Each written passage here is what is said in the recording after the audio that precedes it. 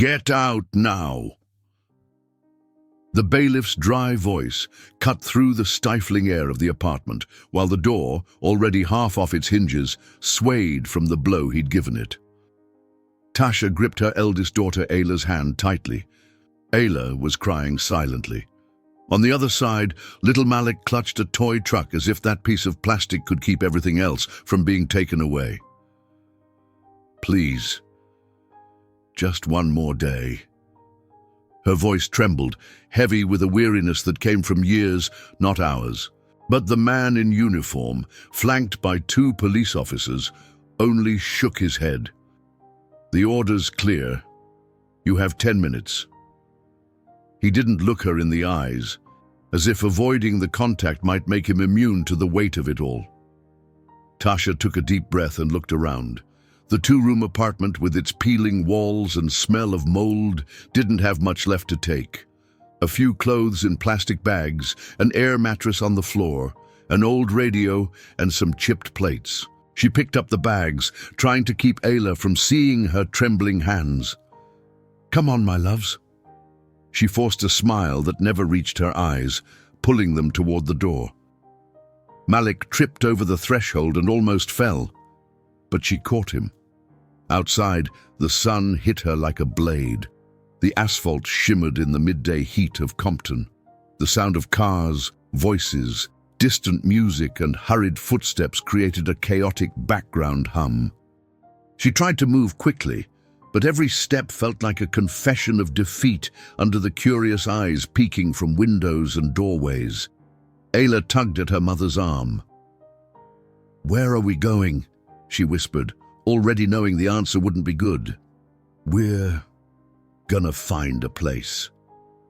The words came out without conviction, but Tasha knew that lying, right then, was the only way not to fall apart in front of the kids. At the corner, she leaned against a pole to shift the weight of the bags. Sweat ran down her face, mixing with the street dust. Malik, tired, asked to be carried, but she couldn't hold him along with everything else she was carrying. A knot tightened in her stomach.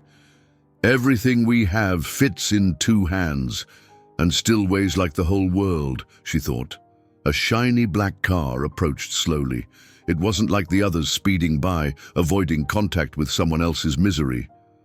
This one slowed to a stop at the light, right next to them. The dark window began to roll down, and behind the sunglasses, a familiar face appeared. Tasha blinked, confused.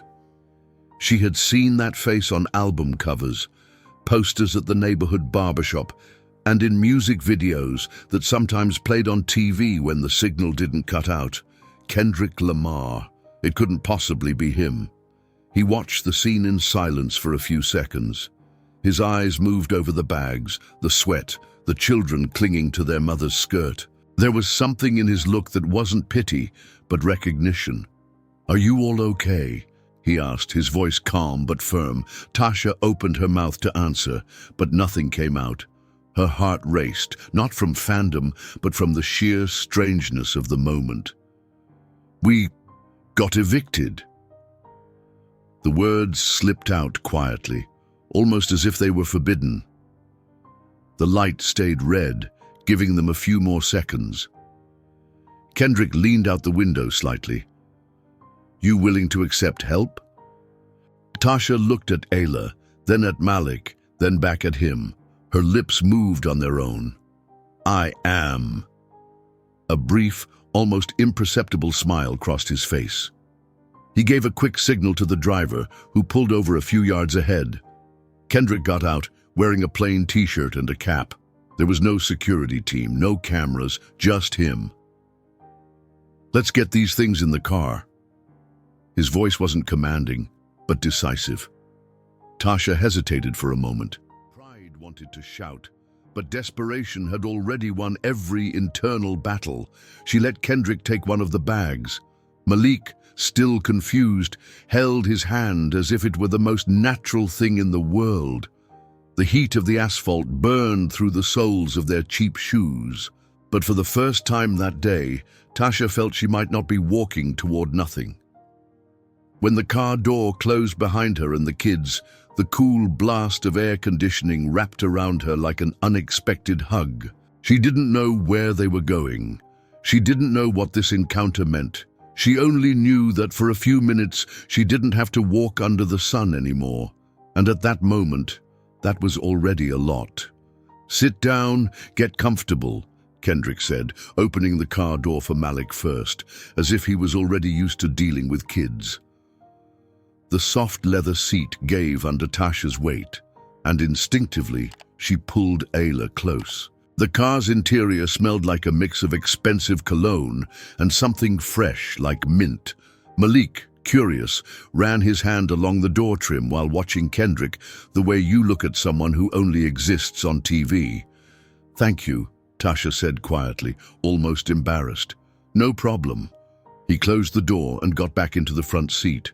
The driver glanced at him in the rearview mirror, waiting for instructions. "Let's go to the Oakwood Motel, the one on Alameda." The car pulled away smoothly, leaving behind the corner where, just minutes earlier, Tasha had thought she'd be standing, until nightfall.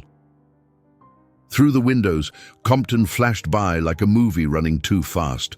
Graffiti-covered walls, corner stores with faded signs, people on the sidewalks, some watching, others indifferent. Ayla leaned her head against her mother's shoulder, exhausted. Malik, on the other hand, couldn't stop peeking at the man in the front seat. "Are you famous?" He asked suddenly. Kendrick chuckled softly, like someone who doesn't take the question too seriously. "Kind of." "He sings, Malik," Ayla explained, her voice weak but curious. "My friend at school says he's the best." Tasha felt her face grow warm. The situation was so unlikely, it felt like a dream, except there was nothing magical about the ache in her muscles. The low hum of the air conditioner blended with the quiet rumble of the engine, creating an almost silent space. "What happened?" Kendrick broke the silence, glancing back briefly but without pressing. Tasha took a deep breath. "Back rent. I lost my job last month and couldn't find another. The landlord wouldn't wait." He nodded like someone who had heard the story before, and probably had, in many forms. The car turned onto a wider street and traffic thinned. Kendrick looked at the driver. "Speed it up a little. I want to get there before traffic hits." Then he turned back to Tasha. "How old are they?" "Ayla's 9, Malik's 6. She tried to keep her voice steady, but the tension still crept in. The motel appeared a few minutes later, discreet, with a simple beige and brown facade. A neon sign flashed, "Vacancy" in red. It wasn't a pretty place, but to Tasha, it looked like a palace compared to what she had expected for that night. Kendrick got out first, speaking briefly with the desk clerk, a thin man in a backward cap who looked tense and respectful at the same time.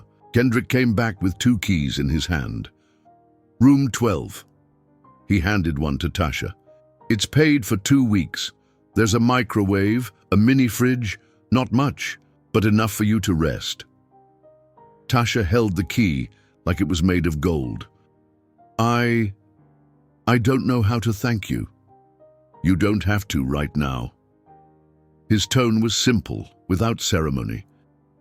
"Just use this time to get yourself together." She stepped inside the room with the kids. The double bed took up most of the space, and in the corner was a small table with 2 chairs. The air was cool from a noisy wall unit. Heavy curtains blocked the sunlight, creating a dim, cozy atmosphere. Ayla sat on the bed immediately, hugging a pillow. Malik ran to the window and pulled the curtain back just enough to peek outside. Kendrick stayed in the doorway, leaning against the frame. "You'll be fine here." He looked at Tasha. "I can send food later. Any preference?" "Anything's fine." Her voice was tight. He nodded and started to step away. "I'll stop by in a few days to see how you're doing." When the door closed, Tasha sat on the edge of the bed. For the first time in weeks, the weight on her chest felt just a little lighter. She looked at her children, Ayla already lying down, Malik still curious about the street. It was strange, But in that small room, with a famous stranger having just changed the course of her life, she felt something she had almost forgotten, a thread of hope. That night, as she listened to the distant sound of cars passing on the avenue, Tasha realized this meeting wasn't just coincidence. Maybe it was the beginning of something she couldn't name yet, but that just might, somehow, save everything. "Mom, can I turn on the TV?" Isla asked, sitting on the edge of the bed with the remote already in her hand. Tasha pushed a bag into the corner of the room with her foot to clear some space. "You can, but keep the volume low. Your brother's almost asleep." The sharp click of the button lit up the motel's simple room with the bluish glow of the TV. Malik, lying on his side, still in his sneakers, blinked slowly, giving in to exhaustion. Tasha watched him for a few seconds, feeling the weight of the last 24 hours settle heavier on her shoulders. She sat down in the chair by the small table and rested her chin in her hand. The muffled sound of the TV mixed with the constant hum of the air conditioner. In the silence between noises, images she'd been trying to push away crept back, the apartment door being forced open, the neighbors peeking out, the burn of the asphalt under her feet as she carried what was left of their lives. She closed her eyes and, almost without meaning to, began to retrace the path that had led her there. Compton had always been her home, and at the same time, an invisible prison. She'd grown up on 133rd Street, in a rented house with her mom and two brothers. She remembered playing in the dusty backyard, hearing the distant wail of sirens, as if they were just part of the city's natural soundtrack. Over time, she learned that in Compton, the sound of sirens and gunfire wasn't the exception. It was the backdrop to any childhood. Adolescence came with the need to work early. She started at a corner diner, cleaning tables and clearing trays. The smell of hot oil and frying clung to her uniform, but the money helped keep the lights on when her mum couldn't. When she got pregnant with Ayla at 18, the shock was real, but there was no time for regret. The girl's father, who had first promised to stick around, disappeared before the baby was even born. Malik came 3 years later, from a short and turbulent relationship that ended with a restraining order against her ex.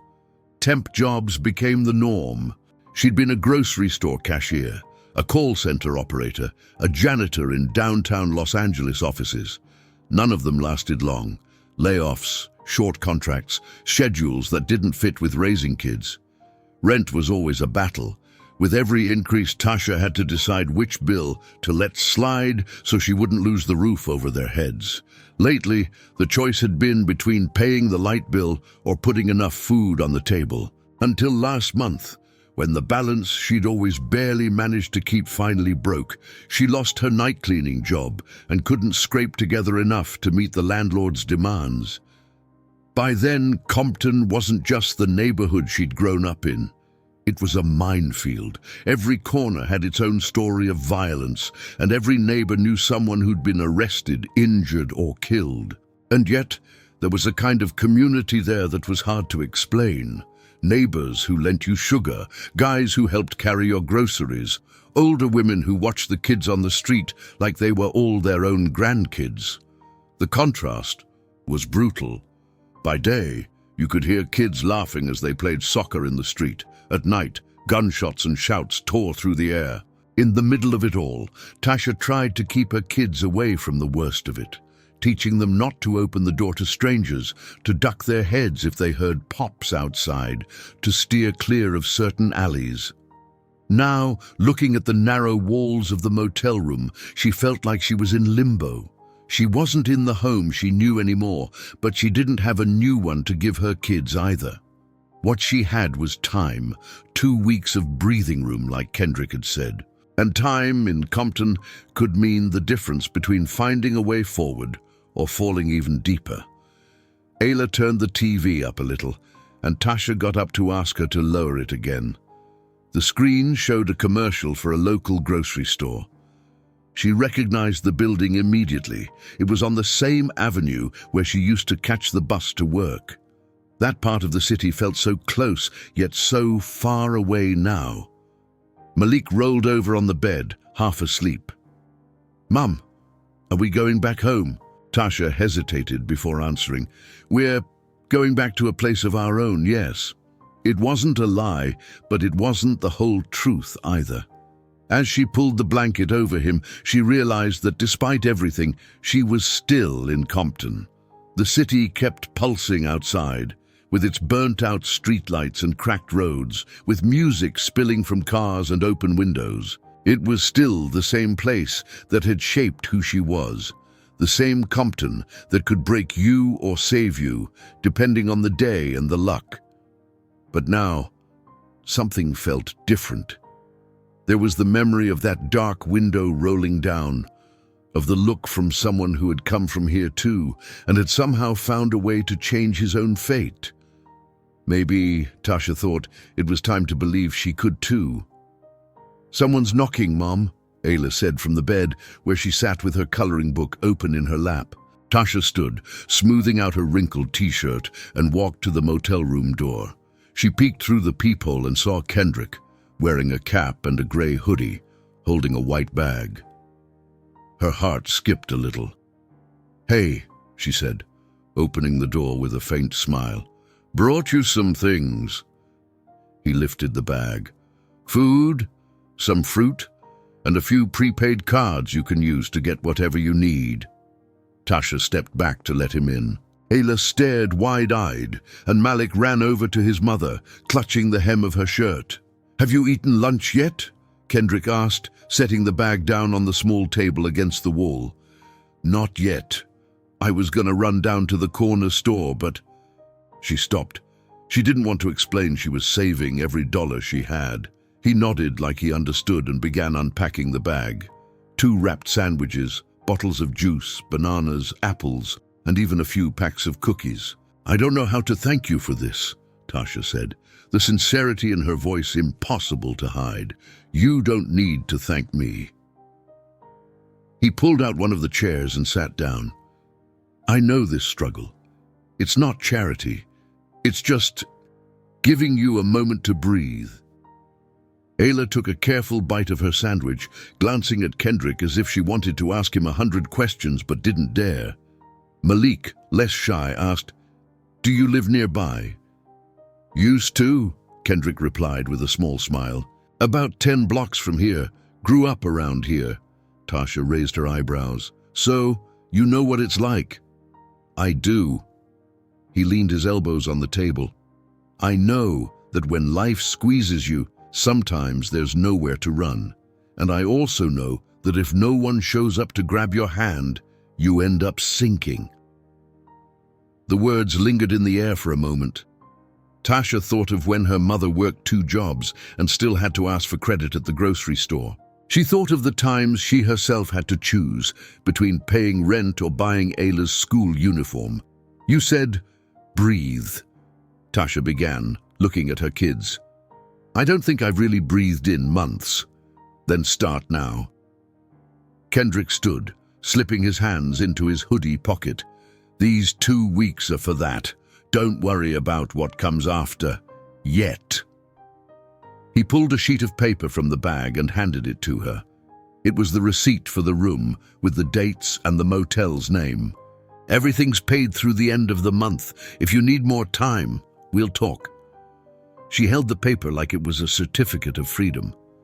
"And, Tasha—" Kendrick paused at the door. "If anyone makes you feel like you don't belong here, ignore them. You and your kids deserve a safe place." She nodded, feeling a knot form in her throat. After he left, Tasha opened the mini-fridge and put the fruit inside, as if she were stocking a new kitchen. Ayla kept eating, and Malik sat on the floor with his toy truck. The room felt fuller, not just with food, but with something invisible. Maybe hope, or maybe just the sense that someone out there actually cared. That night, before turning off the light, Tasha stared at the closed curtains, thinking about what Kendrick had said. It wasn't charity, it was time. And for the first time in a long time, She felt like she might be able to do something with that time. "Sorry, the position's already filled." The receptionist, seated behind a glass counter, handed Tasha's resume back with an automatic smile that never reached her eyes. Tasha forced out a thanks and stepped out into the street, feeling the midday sun beat hot against her forehead. The air was heavy and dry, the smell of gasoline mixing with fried food from a hot dog cart on the corner. It was the third closed door that morning. The first two interviews had ended almost the same way. Either a "we'll be in touch" she knew would never come, or a "we need someone with more experience" for jobs she had already done for years. She stopped at a bus stop to rest, adjusting her bag strap on her shoulder. Pulling out her old phone, she opened the browser to search for daycares near the motel. She found two options, but the prices were impossible to fit into what she expected to earn, even if she landed a job quickly. A man sitting on the bench beside her struck up a conversation, looking for work. She nodded. "It's rough out here, huh? These places don't care if we need it. They want someone who can work overnight, weekends, like life's nothing but the job." Tasha gave a short smile. "And if you have kids, it's even worse." The bus arrived, and she got on, trying to balance herself between the swaying motion and the grocery bags she carried. Some supplies she'd bought along the way with the prepaid card Kendrick had given her. In the back, a group spoke loudly about a fight that had broken out the night before. The city always seemed to have a fresh story of violence to tell.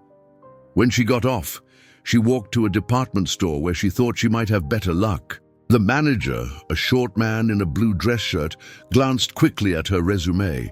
"We need someone who's worked with digital registers before. Have you done that?" "No, but I learn fast," she replied. He shook his head. "Unfortunately, we don't have time for training right now." The rejection hit harder than it should have.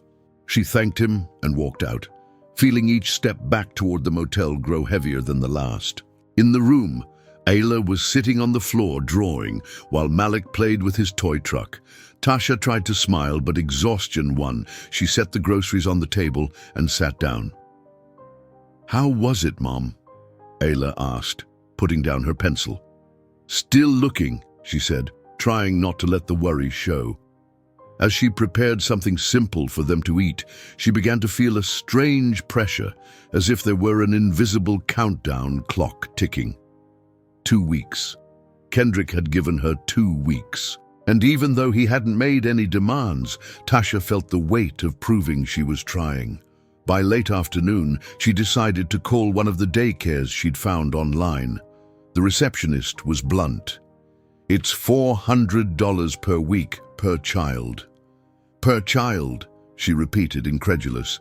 "Yes, Mom, that's the standard rate." She hung up, feeling like every door she opened only led to a narrower hallway. The next day, she tried for a janitorial position in a commercial building. The supervisor, a tall woman with a tight bun, looked her up and down. "Can you work nights?" "No, I have 2 small kids." "Then it won't work." Tasha went back to the bus stop with her head down. As she waited, she thought about how much easier it would be to lie, take a night shift, and then figure it out with the kids. But she knew that meant leaving them alone, and that wasn't an option. When she got back to the motel, she found a note under the door. "If you need anything, call me." Kendrick had also left a bag of fresh fruit. The gesture, though comforting, also stirred an unease. She didn't want to rely on his generosity forever. That night, lying in bed between her kids, Tasha stared at the ceiling, listening to the constant hum of the air conditioner. Her body was tired, but her mind wouldn't stop. What if she didn't find anything in time? What if, at the end of the 2 weeks, she had nowhere to go? The silent promise she'd made to herself to keep her family together felt harder to keep with each passing day. And along with the fear came that invisible pressure, not to disappoint the man who had stopped his car in the middle of the street and given her a slice of time to breathe. Only now, breathing was starting to feel more and more expensive. "Someone's knocking, Mom," Malik said, dropping his toy truck onto the motel room's worn carpet. Tasha frowned. She wasn't expecting anyone. She walked slowly to the door, peeked through the peephole, and felt her stomach twist. On the other side, wearing a beat-up cap and a dark jacket, stood Darnell, Malik's father. "Open up, Tasha!" His voice was firm but low, as if he didn't want to draw the attention of the neighboring rooms. She took a deep breath and turned the lock, keeping the security chain in place. "What do you want?" "I want to see my son." His eyes flicked over her shoulder, trying to see inside. "It's not a good time." She kept the chain where it was. "Don't give me that." He stepped forward, making the door creak. "I heard you got evicted. You're living in a motel now." The blood rushed to Tasha's head. "How do you know that?" Darnell shrugged. "People talk. And when I heard, I figured it was time to come get Malik." "Get him?" Her heart began to pound. "You can't take care of him like this. Look at this place." He pointed inside. "This isn't a life for a kid." Tasha pushed the door a little closer shut, gripping the handle tightly.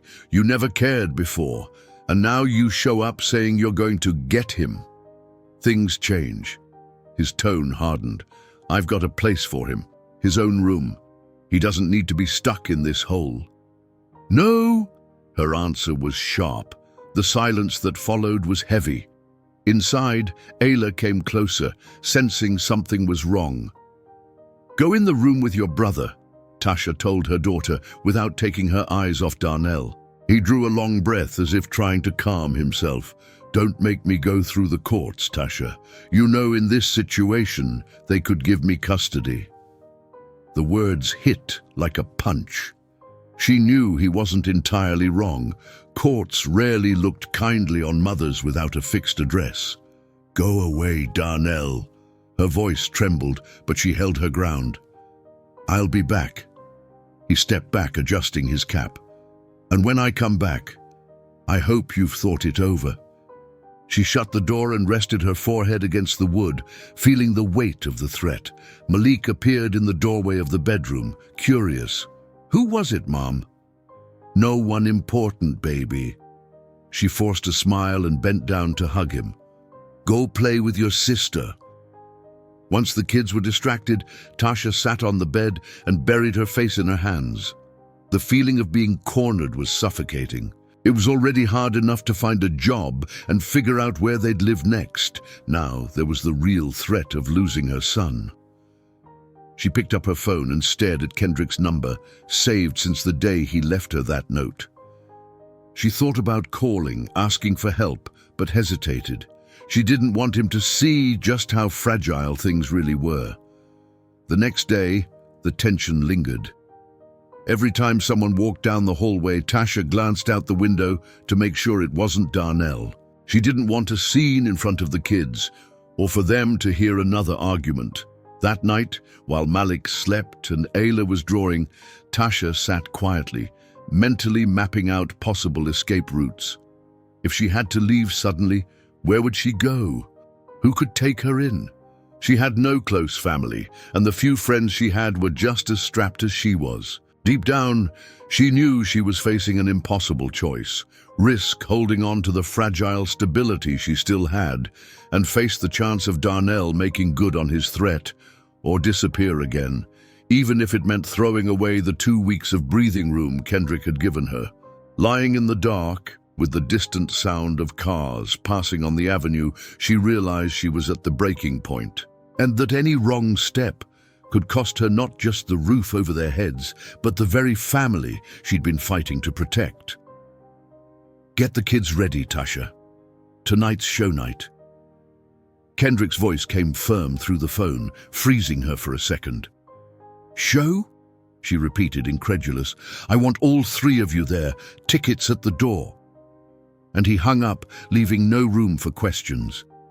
Tasha looked at Ayla and Malik, who were waiting as if they could read answers in their mother's face.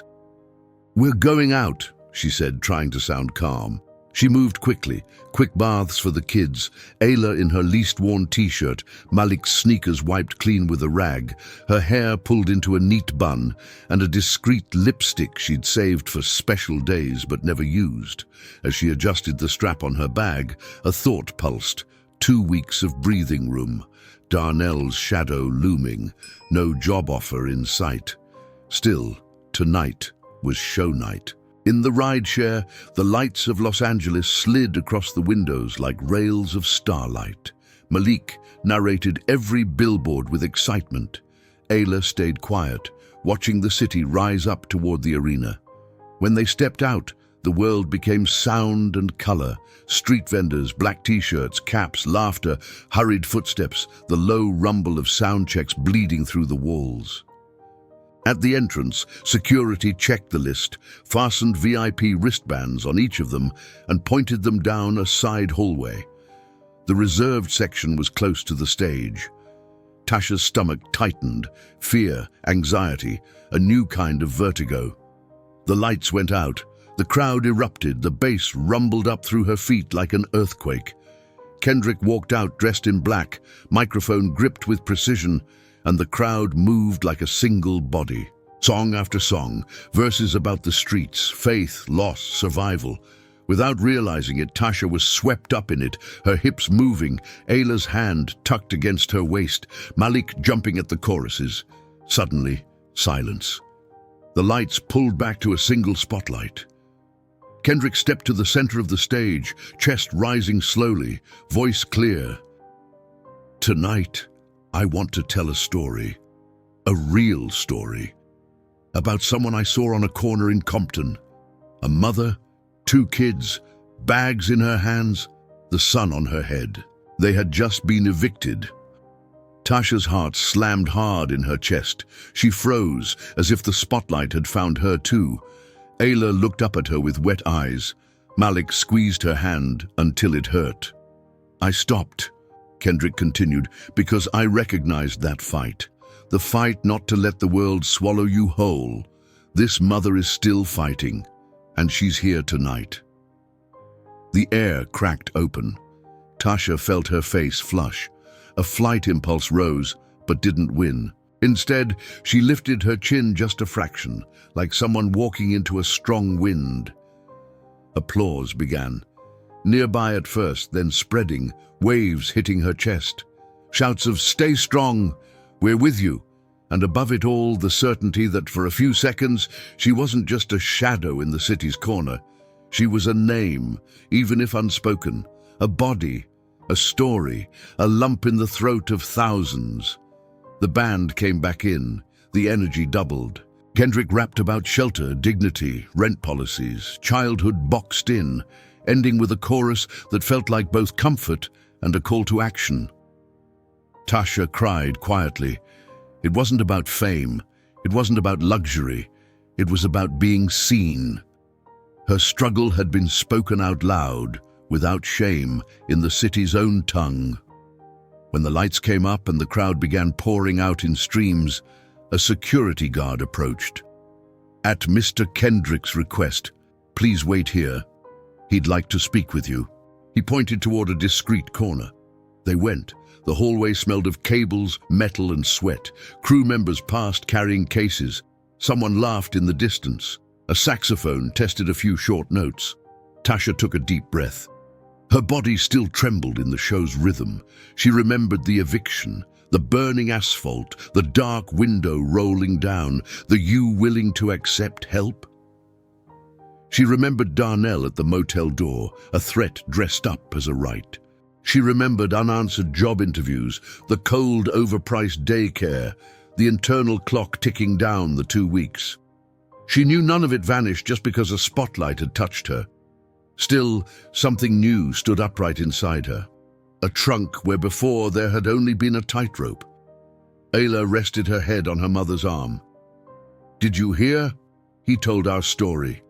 "I heard," Tasha said, wiping her face with the back of her hand. "And the world heard too." Malik stretched his VIP wristband, mesmerized by its plastic shine. "You think he's coming soon?" She smiled without answering. The backstage doors opened and closed in a steady rhythm of footsteps. Tasha realized she didn't fear being seen here. She wasn't apologizing for taking up space. The old shame of being a problem stepped aside for something else. Responsibility, maybe.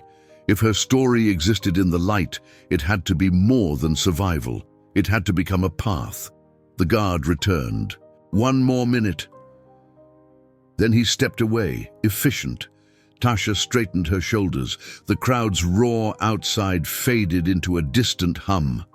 She felt the night settle, vast and possible. When Kendrick finally appeared, she would thank him. Yes, but she would also tell him she was ready to do her part, that she needed guidance, not a show, time and an open door.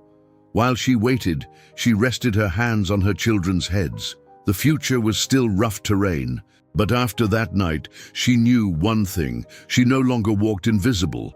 And being seen, she would live up to what she had heard from the stage, a promise, a beginning, a direction. Here. Kendrick placed something in Tasha's hand. She looked down and saw a key, attached to a simple metal keychain with a small number engraved, 204. For a second, she didn't understand. "What's this?" she asked, her voice barely above a whisper. "It's the key to your new apartment," he replied, looking straight at her. "Rent's paid for a year." The air seemed to vanish from Tasha's lungs. Ayla's eyes went wide, and Malik stepped closer to get a better look at the object gleaming under the backstage hallway's dim light. "Kendrick, She tried to speak, but her throat closed up. He raised his hand, stopping her. "This isn't charity. It's a vote of confidence. I know you're going to do right by yourself and by them. You just needed a shot." Tasha's legs felt weak. It wasn't just the key to a place, it was the key to stepping back from the edge.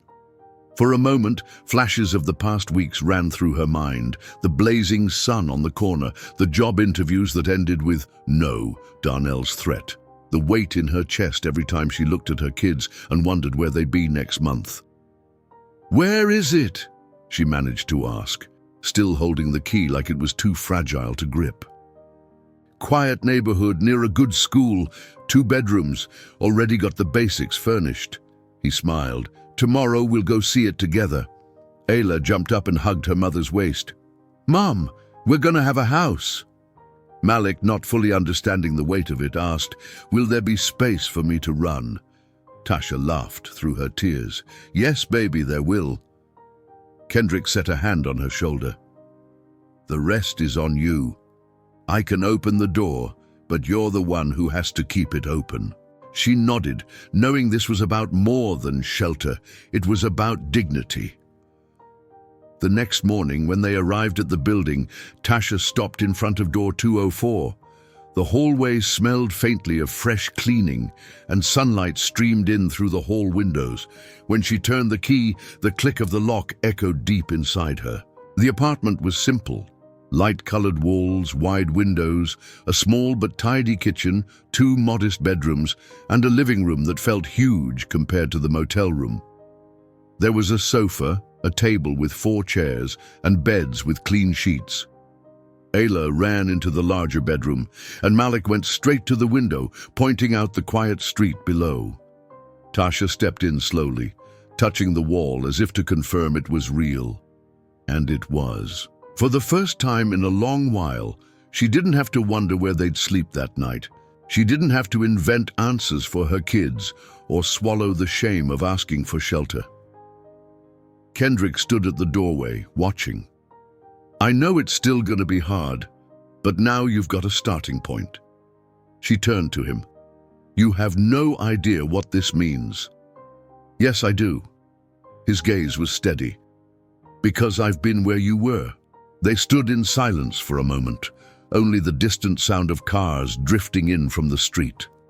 Tasha knew the fight wasn't over. She'd still need work, stability, and the strength to protect her kids.